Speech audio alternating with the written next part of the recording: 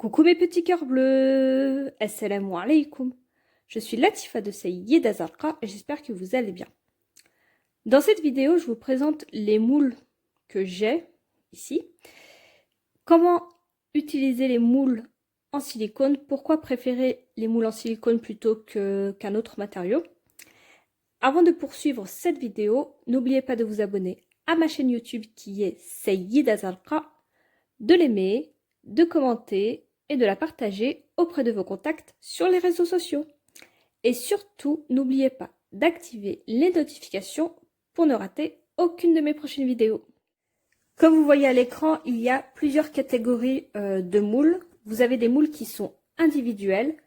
Donc c'est idéal pour débuter en cosmétique maison, notamment les cosmétiques solides. Je vous citerai quels sont les cosmétiques solides en fait. Ensuite, vous avez les planches de moule dont chaque cavité pèse de 20 à 50 grammes. Et pour les autres, vous avez des moules, des planches de moule dont la cavité fait à partir de 50 grammes. Donc ici, ce sont des 100 grammes, ici des 120 grammes et de l'autre, les 100 grammes. Pourquoi privilégier des moules en silicone plutôt que les moules d'un autre matériau de type inox ou aluminium? Tout simplement pour faciliter le démoulage. Donc quand vous allez réaliser des cosmétiques maison, là je vous cite les produits cosmétiques. Vous avez les shampoings solides, plus connus, les après-shampoings solides, les savons saponifiés à froid, les savons melt and pour, vous avez des baumes solides. Vous avez donc les baumes solides. Dans les baumes solides, vous avez des barres de massage. Il y a quoi d'autre encore? Des dentifrices solides, des déodorants solides, des sérums ou des crèmes solides. Et enfin, si vous voyez d'autres cosmétiques solides, mettez-moi ça dans les commentaires, je serai curieuse. Alors, dans les cosmétiques, donc ça c'est idéal pour débuter. Comme ça vous n'allez pas vous tromper. Donc là, vous avez la plus connue qui est le 100% handmade.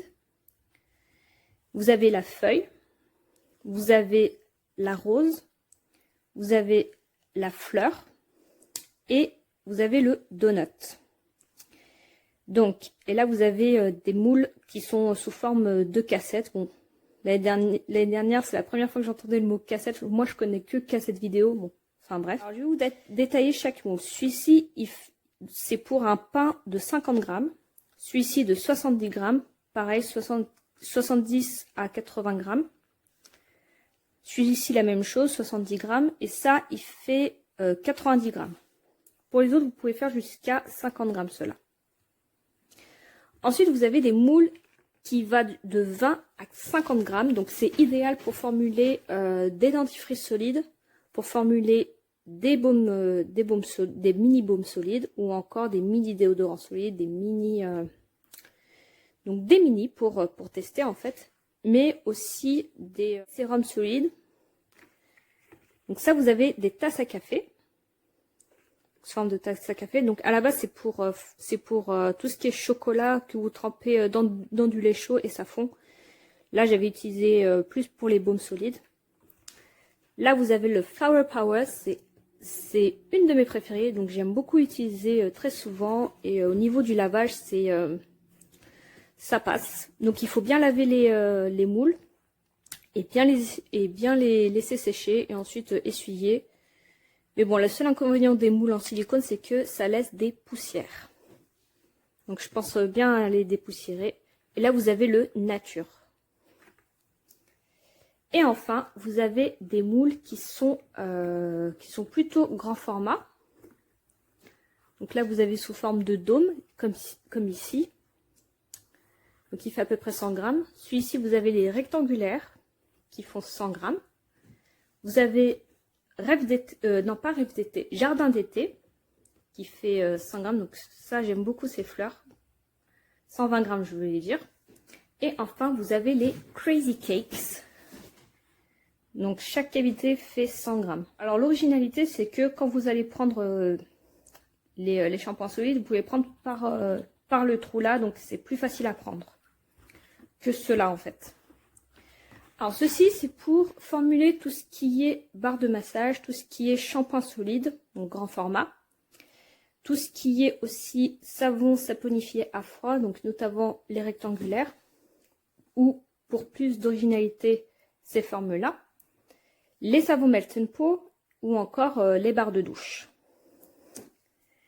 Donc voilà, alors comment les laver? Donc je vous rappelle, c'est donc vous pouvez passer sous l'eau, mais le mieux c'est de bien laver au savon,